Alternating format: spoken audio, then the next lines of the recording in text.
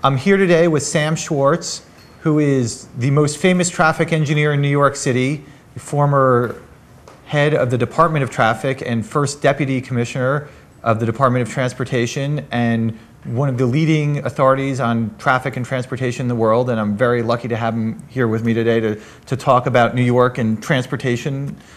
I guess, can you talk a little bit about how things have changed, I guess what's now the Department of Transportation from when you were there?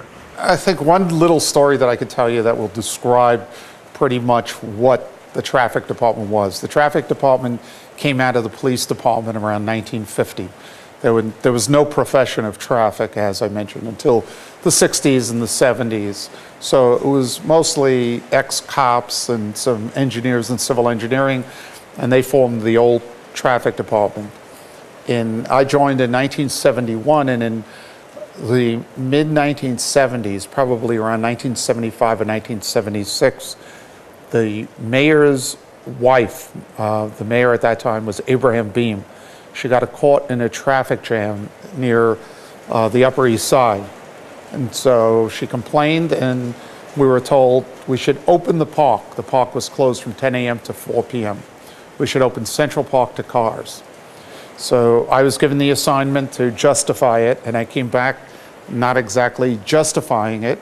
And one of the senior engineers at the time, and a fellow who coined Gridlock with me, which I'll tell you about later, tried to explain my position to keep the park closed. He said, "You have to understand Sam. He lives in the city and he rides the subway." So, you know, they were all suburbanites, and they were all driving to and from work, and they were driving everywhere. Well, so you mentioned Central Park. So Central Park is still an issue, and there are still people who are fighting to keep it open and fighting to close it to traffic. So I guess, what are the implications for the city of I guess, when you did open it, and if you potentially were to close it? Well, most of the park now is closed most of the time. It's really amazing what's happened over the years. You have to have patience. You know, I started working on Central Park in the 70s.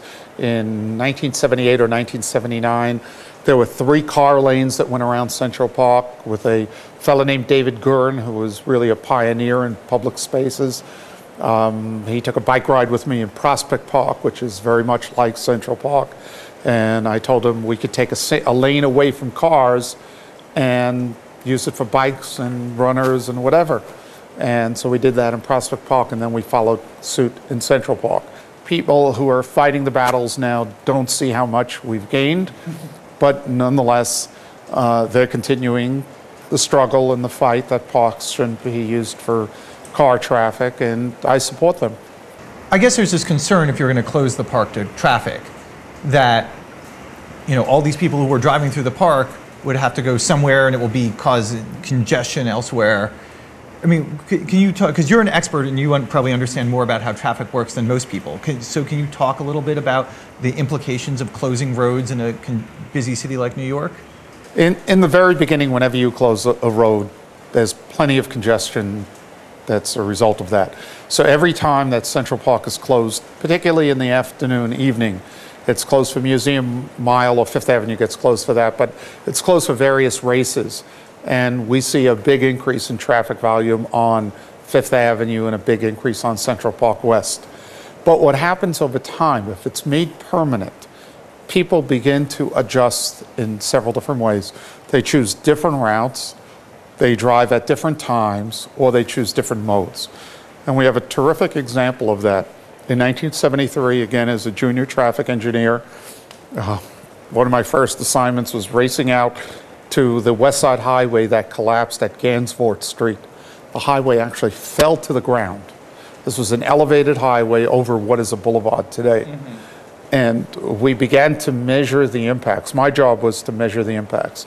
I put traffic counters all across all of the avenues, and in the very beginning was able to trace the diversion. A lot of it went to the FDR Drive, which is another highway, the only remaining highway in Manhattan that runs north-south. Many of it went to West Side Avenues. But then over time, we began to see a phenomena that the volume of traffic across a screen line at 60th Street did not grow that much.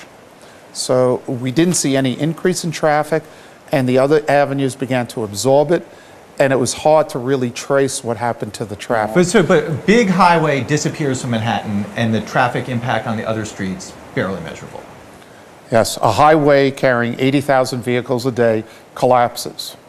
All of that's on the streets, and you know what? We couldn't measure a change in speeds. So that makes you think that there is some flexibility in the system, so if you were to close the Loop Drive in Central Park, there wouldn't be chaos in the city, that the system is capable of absorbing that sort of change.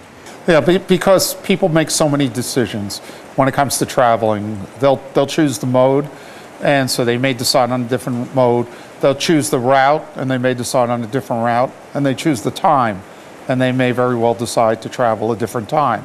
And when we look at peak hour volumes in Manhattan, we find the peak hour hasn't changed at all in 30 years. We reached the peak hour 30 years ago, but what's changed is people are now traveling at 7 a.m. and 6 a.m., and they're adjusting to the conditions. A decision was made post-Robert Moses not to add any more capacity in Manhattan. And it turns out, in retrospect, that was a good decision.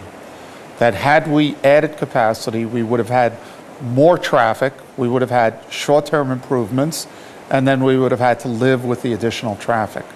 So it seems like a lot of the history of, well, not just New York, but all around the country and the world, is that people see congestion and they say, we want to solve this problem, so they do something to increase the timing of the lights or widen the road, and in some local condition, that things get better. But then if you do that in enough places, you end up with more congestion than you ever started. Right. You know, if you look at New York City's history, the very peak until about this past year, the peak in transit ridership was 1947, 1948, post-World War II. More people rode in the subway than any other time, and more people on buses. And over time, from the 40s, we did a lot of highway building, road building. We were encouraging people to spread out. We had urban sprawl. We did everything we could to encourage people to own cars and drive those cars. So when you look at 1948 numbers of people coming into the Central Business District, in 1948 it's about 3.7 million people. In 1998, 50 years later, it's the exact same number. But what's happened between 48 and 98 is in 48, 2/3 of the people came in by public transportation over a course of a 24-hour day. In 1998, just a half. In 1948, 18% came in by motor vehicle. 1998, a third came in by motor vehicle. So we're moving the same number of people, and it's only in the last couple of years that we've actually seen an increase in the total number of people in the Central Business District. But we're moving people differently. So we, in fact, could move more people than we're moving today if we had the transit numbers that we had in 1948. So the policies of the past 50 years have really been to encourage people to drive cars, and a lot of more people are driving because of that. And even today, I mean, would you say that we're still encouraging people to drive cars? Yeah, many of our policies really do encourage people to drive, and there are more policies that are cropping up that are encouraging people to take transit. On a federal level, we're doing very little to encourage people to get out of their cars. The biggest outcry is that the gasoline prices are too high. When I hear gasoline prices are high, or I go back to 1973 and 1978, it was wonderful when there were long lines getting gas for me, who's managing the traffic system, because people were finally getting out of their cars and riding in transit. People don't get out of their cars. To try to deal with the transportation problem of today by abating certain taxes and reducing costs and drilling for additional oil and using our reserves, that's a mistake. We should be getting the message that we can't rely on gasoline and we can't rely on the private automobile to handle mass transportation. It's as if we took the Sears Tower in Chicago and told everybody that they would get their own private elevator to get to the top floor.